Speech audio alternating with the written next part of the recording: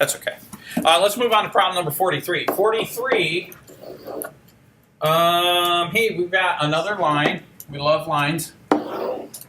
And then from that line, we've got some other stuff going on here. We've got G. Oh, I love G. Me and G go way back. Not a big fan of H, though. H has got some issues. But they told us that the distance between H and J is X, and that the distance from G to J is actually 2x plus 3. And then they tell us that the distance from H to K is 4x minus 3. All right, cool. Sweet. So they asked a question. They said, use a diagram here and write an algebraic expression that represents G, K.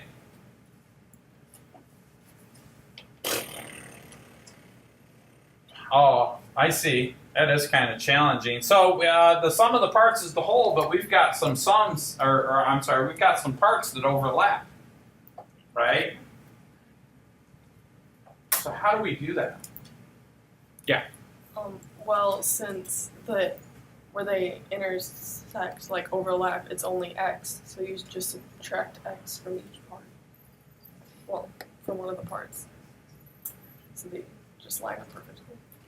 I think she's right? What she's saying is, and I don't know if you guys realize this, she's saying that this distance, okay, from here to here, if I were to add this distance with this distance from here to here, because they overlap, in other words, if I were to take this line, let's do that.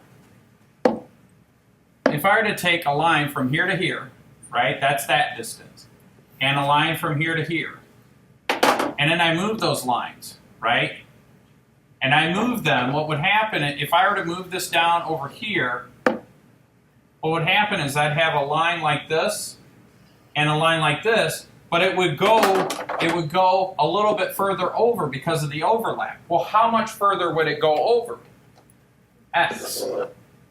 So what she's suggesting is that we would say that GK is equal to 2x plus 3 plus 4x minus 3, and then that would put us way over here, right? If I were to take this whole thing and shift it over, so we would subtract x. Does that make sense to you guys? Yeah. Sounds like a good plan. So let's try it. Let's see what we end up with. We're going to combine like terms because we love to do that. All these x's to the first power. 2 plus 4 is 6, minus 1 is 5x. Next we're going to move on to the numbers. I have positive 3. 3 is so positive all the time. Always complimenting people, always seeing the silver lining and all this. 3 is very negative and toxic, always complaining. No. They cancel out. 3 minus 3 is 0, plus 0. Do I need to write it down? Nope. No. That's okay. So now we've got GK is equal to 5x. But then our textbook says, hey, if, this is the second part of the question, if GK equals 30,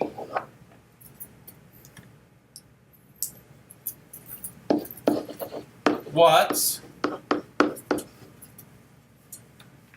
JH, or GH, and is it JK?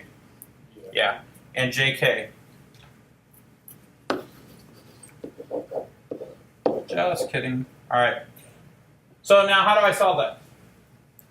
Yes? Well, 30 equals 5x. All right, so we're going to take this 30 and plug it into this equation. So we're going to say 30 equals 5x, which gives us that x is equal to 6. Okay, cool. Now I guess we got to probably go back up here. So GH was 2x plus 3, right? So let's try this. GH was equal to 2x plus 3. We just got that from our diagram way up here. It's right this stuff right here. Oh, did they say GH? Yeah. Oh, so what do I do? We're almost there. It's 2x plus 3. GJ equals 2x plus 3. Right, but I can make that work if I do what? 2x plus 3 minus the x, right? Okay, sorry, I probably could have worded that better. Yeah, so we're going to put on the minus x. Okay?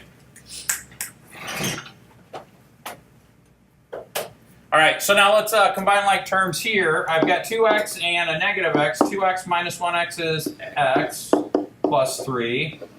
And we know that x is equal to 6, so I got GH is equal to 6 plus 3, or 9. Will somebody look in the back of the book and make sure that Mr. Adams is correct? And while you guys are doing that, I'll get started on the next one. The next one was JK. And so to do JK, oh shoot, we got to do the same thing. We got to take the expression and then minus off the x, because JK goes from here to here, right? But then we're going to have to subtract this little bit right here. So we would say JK is equal to 4x minus 3 minus x. Was I right about this one? Yeah. Okay, good. Whew. JK then would equal 4 times x, which we know is 6. Oh, let's simplify first. Let's combine like terms. 4x 3x minus 3.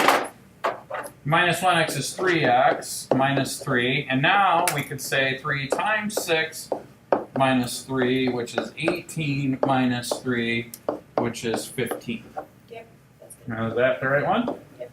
Okay. Well, bam with the bacon sizzle.